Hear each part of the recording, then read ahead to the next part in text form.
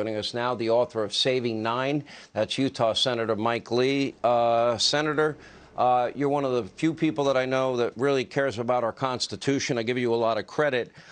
We did reveal, it was revealed during these hearings that Jamie Raskin has another motive in all of this. He wants to get rid of that outdated relic called the U.S. Constitution that calls for the electors to end up picking the president. That's interesting to me because that would mean that Liz Cheney's father never would have been elected vice president. The Electoral College he wants to eliminate. That's right. And yeah, he wants to eliminate the Electoral College, which is about as fundamental to our system of government as it comes. There's no way around this. Look, the U.S. Constitution has fostered the development of the greatest civilization the world has ever known. For reasons that astound and dismay me, the modern Democratic Party wants to throw it under the bus. They want to throw it under the bus with statements like that he's making. They want to throw it under the bus by intimidating, denigrating, and demeaning the Supreme Court of the United States, and ultimately by packing the court so they can turn it into a political football. And, Sean, the thing is, without the Supreme Court being an independent arbiter of what the law is, there is no Constitution. They want to pack it so they can destroy the court and, in so doing, destroy the Constitution. That's why I wrote Saving Nine. Saving Nine tells the story of the last time this happened and the fact that we're still paying the price for it.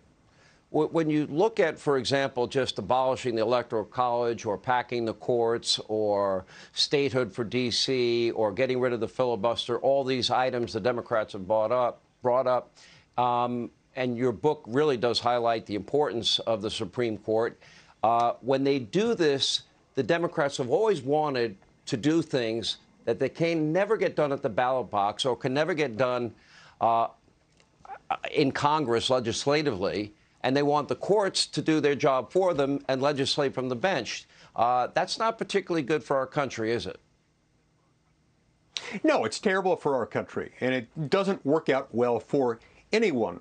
Sometimes for them, it works out in the short term. But in the long term, it hurts everyone, including and especially them.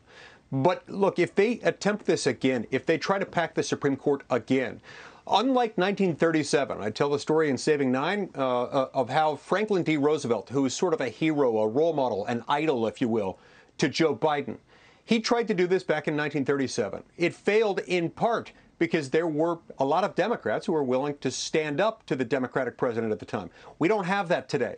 Nor do we have the buffer that we had back in 1937. But as I explained in Saving Nine, back in 1937, even though it failed legislatively, it coerced the Supreme Court to switch its view of a particular provision of the Constitution. And that reading, that reinterpretation, was a de facto amendment of the Constitution that has caused the federal government to become too big, too expensive, and too far-reaching. We're paying for it ever since then. So, look, all these efforts to denigrate the Constitution and our system, you can draw a consistent thread between the statements of Jamie Raskin, the efforts to protest outside Supreme Court justices' homes, efforts to assassinate Supreme Court justices, and the refusal of the President of the United States to condemn going to Supreme Court justices' homes, to protest in front of them, to harass them, to try to get to them to change their ruling in a case. That is wrong, and it's counter to everything we believe in about constitutional government. You know, it's amazing to me that the White House gave their tacit approval and actually encouraged, in the case of Jen Psaki, the doxing of these Supreme Court justices' homes. You know the tape of Schumer.